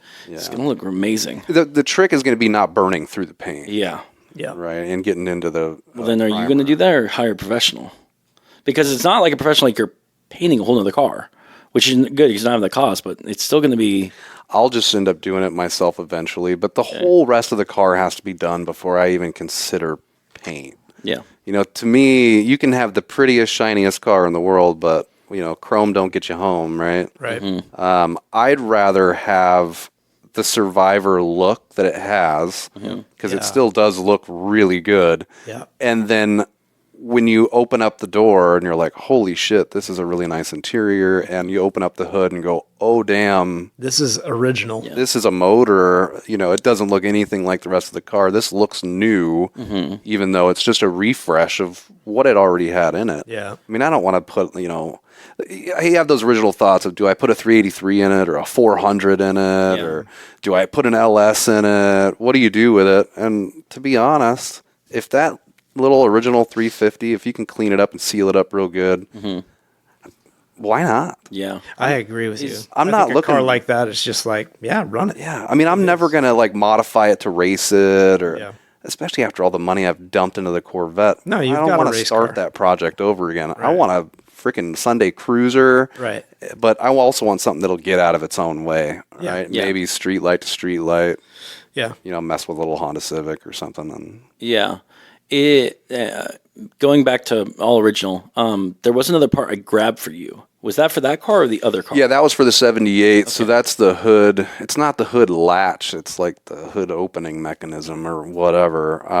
it's 'Cause that had pull broken. handle. Yeah, the pull handle. Because that had broken on the car, and Yeah.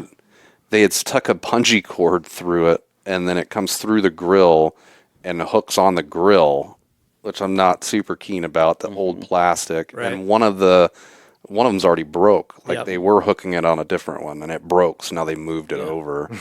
And when you grab it, you have to pull that thing like a foot out to get it tensioned up enough where it'll actually pop. Yeah. So, but yeah, that was a great Yeah, find. He was so- at the junkyard. Yeah. It's like, there's a 79 Camaro here. Do you need any parts? I'm like, Wow. yeah. Yeah, we happened just to be walking and pick and pull. And again, that's all. One That's thing I hard love to about find. junkyards is there's sometimes they'll hand you a list, but what are you looking for? I'm looking for this, but the best time is going there because you find magic. Just walk around. And I saw that. I'm like, Derek, what do you need? A 79 just in a junkyard is so rare. Yeah. That's And they want $150 to $200 for a rusted out piece of crap latch like that. Yeah. And I don't know, what do you say, like It was like 26 $20, $25 or something like that? And when Derek described what he needed, I I didn't realize till I got the car. The thing is the size of like half my leg. Yeah. You know, legitimately huge latch. Yeah, And I was I told surprised him. it wasn't bent up or anything. Yeah, I was like, I need the hood latch. He's like, oh yeah, on the hood. I'm like, no. It's a big piece that mounts underneath, and the hood locks into it. Oh, yeah. Yeah. He's like, oh, is it about as long as like your forearm? I'm like, yeah, that's the one. And he pulled it out, took a picture, and I'm like, yes, That's it. that's it. Oh, that's Yeah. cool. So you kind of touched on it, but and maybe your mind will change 3 or 4 times before you actually get to it. But resto mod or no, suspension brakes. Yeah, I would like to do. I don't know what. Right. Yeah. Right. I mean, I started making a very small part list. Right before I put it into the barn, and really what I need to do is I need to get it on the lift and look underneath it. Yeah. Yeah. Better. Rather than just laying on my back in the guy's barn with a flashlight. Yeah. But for sure, all new bushings. So if I'm Yep. going to do new bushings, I may as well do poly or something better than stock. Absolutely. It's going to need shocks. It's going to need Oh, yeah. struts, Running gear. It's going to need all of that anyway. Yeah. So when I do it, I'll put something more performance oriented than what it came with. Yeah. But I'm not going to spend No, not over the top. $5,000 on a full suspension kit for the thing either. Right. Right. With that car, was it originally drum brakes on that one? On the rear? In the rear, Okay. Yeah. And then the second question is, the car you picked up, is it automatic or a 4-speed? it is an automatic. Okay. That's the one thing I'm not super thrilled. That would have made it very higher priced. Yeah. But on the other hand, really, people just don't drive sticks anymore. They don't even learn how because Yeah. they're not really available. Yeah. Right. So my wife never learned how to drive a stick, no matter how much I tried to convince her to learn in my old truck. Mm-hmm. She had bad experience with whoever tried to teach her before and was like, nah, I'm out. Right. Yeah. I love being connected to the car and being more in control, and I can rev it higher here before I shift, and rather than having a computer tell me and do it itself, or in this case, vacuum hoses, right, telling it when to shift. Right. But at the same time, I mean, dude, look, I tore my freaking ACL at the skating rink. Yeah. I had to drive us home because we were in my company car, and I could get fired if she was driving it and got pulled over. Or something. Right. Yeah. And at least if worst case scenario, I'd have been like, screw it, drive me to the hospital. Yeah. If I have a stick shift, Yeah. There's I'm stuck till somebody can come get me because she can't drive the car. Uber. Yeah, we've talked about it several times on the show, and I'm still in the opinion of a daily should be an automatic, and your weekend warrior fun car, if you decide, should be a manual if that you like that. Yes. Because if you're going to work, you're after, we have an accident, you're in, going to the gym, and something's not right, you can jump in a car and drive it, or another person can for you. Yes. Right. Anybody can drive the car. Correct. So I don't know. I toyed with the notion of changing it over to a 4-speed. I toyed with the notion of putting an LS and a T56 in it. Yeah. But at the end of the day, I don't think I'm going to do any of that. I'm just gonna, Keep it semi-original. yeah, and I'm not trying to hot rod it. Once again, right? I just want to go cruise it. Right. I mean, to me, I'm with you. Yeah. finding like a Camaro meet somewhere within like 50 miles of where I live, I would love to drive my 93, have my wife drive the 86, and have Pop drive the 78, and let's just all go down there, and I can line up all 3 of my rigs. And You're missing one person. who's that? Well, your daughter. Well, she can't drive Not one yet, of them right now. but when She can ride. And that's the other thing. As she gets older, Yeah. is she going to be able to learn how to drive a stick? My 93 Camaro is probably not the car to learn in. Yeah. Very stiff clutch, non-forgiving. So Yeah. it would just be easier. Plus, I did tell her the 86 was her car. Yeah. That was more for my wife Yeah. than it was for her. Yeah, we'll see how that plays out. But I think if I were to give her a V8 sports car for her first car, that 140 horsepower Pretty good. dog Yeah. would be a good one. Yeah, no That would doubt. be. All she can do are one wheel peels, and it's got a Right. highway gear, and you'd have to. I don't even know how you get that one wheel peel with the horsepower that it has. Yeah. Well, that's one thing. If so- you wanted to keep it mostly original and have it be fun, stop to stoplight, dude, you can always change out the gearing. That'll give you an Well, and maybe a posy rear end. So that car, the 78, has 373. Oh, wow. And it has posi. Oh, so it wouldn't be a one-wheel peel. It would actually The 78 wouldn't be. I'm sorry, the 86 Okay, yeah. is open diff 273s. Yeah. And I might be wrong. The 78 might be a 323, not a 373. But anyway. Yeah. At any rate, I got the build sheet Yeah. from the VIN number, and I printed it all out. Oh, that's cool. Nice. That's cool. So Yeah. Awesome. I wanted to rewind hot minute Okay. to the 86. Yeah. You were talking about the rear brake light, how the rubber around that was very fragile. You're not sure I can replace that. you can't buy them. And that's what I wanted to bring up. 3D printed. Yes. So 3D with printed rubber? So yeah. So one thing I saw this week, which came out at a technology show earlier this year, they have now gotten a technology where they use a silicone-based gel and as your base, and they use a 3D printer that goes into the gel to use to hold a silicone-based printout. So the silicone stays suspended in that gel, and they can build up from there to make a malleable type of rubber.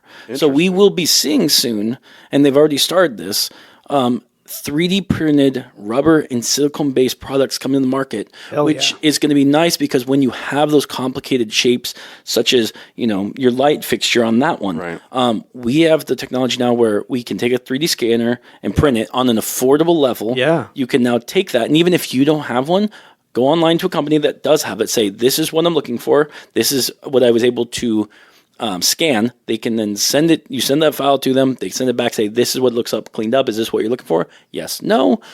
Print off in a couple months. Bring it to you. So cool. And as technology goes more forward, it's also going to be more affordable and more available. Yep. Absolutely. I mean, That's anybody awesome. can have a 3D printer in their house now for a couple $100. True, but having a silicone-based one is where you can huge. actually print pliable Right, rubber. but to your point, the prices come down. Yeah. Well, because imagine this. We're at the point now where if you have a rare car, I would suspect in the next 5-10 years where we can have full gasket sets or seals printed off. Seals. For cars that you can't get. If you're going to an auto parts store and trying to get that, and now you're having precision where it's at 100th of an inch, 1,000th of an inch, and have it print off in whatever material you need. Say, okay, well, it's leaking. Most common ones leak here. Why? Because not enough structure support. Guess what? You can now add a little bit more adjustment to it. It's thicker at different places. And now you have a better seal that was ever made from factory while still looking original and figuring out to your parts. I love it. It is definitely going to take more creative minds to do that, but that's what's awesome there is the restoration side is now getting to the point where it's more readily available to the average person than just a specialty shop. Yep. I agree. And I really like the 3D scan, where you don't have to go pen to paper or trace it out and say, I need it this thick or anything. You just 3D scan that shit and it's in your computer and then you've got a model right there. Mm-hmm. Yeah. I think that's awesome. Yeah. It's really, for the restoration person, I think that's going to go a long ways. Yes. Yeah, especially really the backyard guy, right? Yeah. Doesn't want to spend a bunch of money. Yeah. I think the hardest part for, say, our generation, because we're not kids anymore, right? Yeah.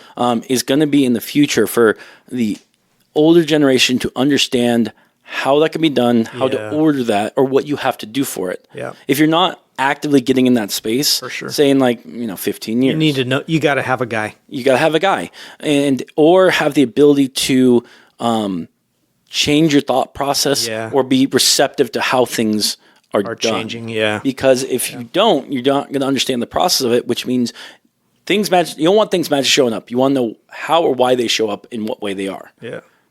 Well, that's every industry. For sure. Yeah. The dinosaurs adapt or die. Adapt or die. Right? Yeah. Agreed. So it doesn't really matter what you're doing because everything started in one place and it stayed that way long enough that you made a career out of it. And then you're like, shit, what is fuel injection? Right? What is this magical throttle body? Is that like a carburetor blade? Exactly. So I think that's just adapting. It's not just in the car industry. I want to bring it back. Actually, way back to the beginning of the episode. Okay. I didn't see, but I wonder if we're going to see it eventually, 3D printers at rally tracks, where they're so fast where you can print off, say, sections of cars. I'm not even talking huge. I'm just saying like a foot by foot, and that's printed off within 30 minutes, an hour. Whether that's you're definitely looking way down the road, way down the line. Yeah, but it'd be interesting to see, like, we're at the point where, like, where this technology going through, that we're watching literally whole race events, how they're set up in the pit crew. Yeah, I mean, maybe there's a space for that. How critical are the parts that they need to 3D print to a car, or can you just slap some duct tape on it? Well, let's say you break say you break a hosing mount for your brake ducts because there's a form to flow air, and that's gone. You hit in you might be able to repair the bumper, but now you need to have that section where it's like, okay, can we print this? Have it done in 2 hours? Hell, you're overnight sleeping to get ready for the morning, and it's done in the morning, and you can now zip tie that to that. You have your brake section ready to go. That's valid. Sounds to me like you just need a section of dryer duct vent tube and some duct tape. And true. But maybe the whole thing that you would actually put that on and tape it to is gone, broken. Yeah, exactly. And that's what I'm saying. And even that technology is at the point where, I mean, you could go and buy something like that for $500, $300 and have that set up at camp. Yeah. And have that going overnight. When you say the overnight portion, for a rally guy, I could see that being feasible. Yeah. Yeah. And as printing, because it has, I think it's cut its time in half for most printing now, right? Every year the machines get faster and faster. So exactly. And what's nice is that means less stress for, okay, send Terry out to go to the auto parts or around town, go to Home Depot, try to find it. Try to air ship something in overnight. Exactly. Yeah. Now you at the field ready to go. Let's get this printed. Let's have this done. Yeah. Oh, that's cool. Yeah. That's a good thought. Yeah. I could see that. Yeah. Yeah. Sure. And bigger, more professional teams, whether that's NASCAR or Formula One, whatever. I mean, especially those types of things will get trialed by those teams. Yeah. And then you're talking about metal printing and that kind of stuff working its way in. Or heck, that's where all automotive ingenuity comes from, right? It's from racing. Yes. Really. Yeah. Or heck, one of the things you can do is say even if it's not rally, any kind of race. Yeah. On the fly over a weekend, you can be trying out different parts of print to add to the car, whether it's aerodynamics for some front splitter or deviates, and you can be changing the car event to event to set it up a certain way. Yeah. Very true. Yeah. Very possible. Yeah. Cool. Derek, thanks for sharing your projects with us. Absolutely. Thanks for being here. Thanks again. You betcha. Yeah. That is our wrap-up of the Oregon Trail Rally. Oh, it was a fun event. Episode 57. Yeah. Thanks for joining, and send us an email on untitledcarproject. Yeah, if you got the project, want us to take a look and see our opinions of what we would do to your project, or happy to do it. Yeah, send us an email. Make sure to please comment on every episode. Give us a like or a 5-star, whatever you see, and share with friends. It really means the world to us. I will mention we got a comment on the diesel truck episode. Where we were talking about diesel engine swaps and that kind of stuff. And I should probably look it up, but I'm not going to. Okay. Guy commented about one of the GM diesel motors that he's been seeing or using in swaps and that kind of stuff. I think it was a straight 6 or something. But I was just super stoked to see a comment, about it and that kind of stuff. And I think we'll bring it up when Jeremy is back on the show, because that's kind of his realm of stuff. So since I don't know a lot about the diesel engines and that kind of thing, so we'll give him a shout out then. But it's cool to see. Yeah. And last, I want to say, if you were at the rally event this weekend, either any 3 days, we'd love to hear from you. We want to know that'd be cool. How the Somebody event went for you. Perspective. Yeah, exactly. Know how the event went for you. What was the the best parts of it? What was the worst parts of it? What was the challenging parts of it? We want to hear about your build. Email us at untitledproject@gmail.com. Is on Twitter or Instagram, Facebook, and just hit us up. That'd be cool. Thanks, guys. Good show. Thank you. And we'll see you next time. See you later.